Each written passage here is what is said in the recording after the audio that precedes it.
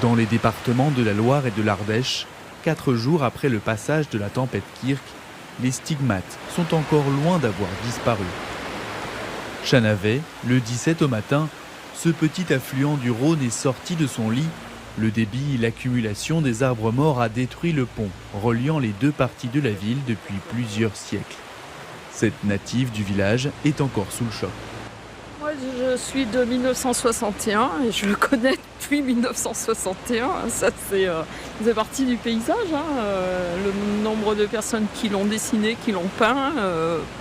Les habitants de cette petite commune se sont mobilisés pour déblayer des tonnes et des tonnes de boue. Ce bénévole déblaye encore 4 jours après les faits.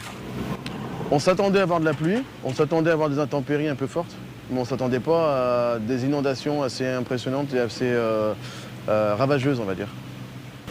Même scénario à 30 km de là. La ville de Rive-de-Gier a elle aussi été durement touchée. En particulier dans cette rue située en contrebas, où le premier étage a été complètement inondé. L'eau, elle est arrivée ici. Cet habitant a vidé sa cave avant l'inondation.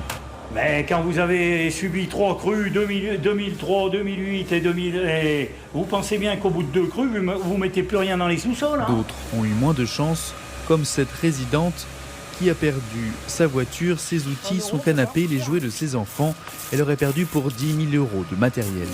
Entre les affaires des gamins, le siège auto, les télés, les meubles. Ah oui. Ça chiffre vite, il ne faut pas croire. Bon, c'est rien, ça reste du matériel après. Reste à débarrasser et nettoyer toute une ville. Le défi est de taille. Pour que les opérations de nettoyage soient le plus rapides possible, des agents des communes voisines sont venus prêter main forte aux habitants.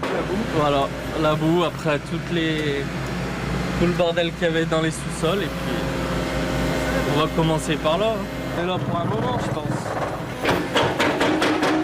À quelle fréquence ce type d'événement va-t-il se reproduire? Impossible d'y répondre avec certitude. Mais pour le maire de la ville, il va falloir trouver une solution pérenne au plus vite. On peut avoir la même chose dans 3 semaines ou dans 3 ans. On ne peut pas prévenir les phénomènes météo comme on les prédisait précédemment.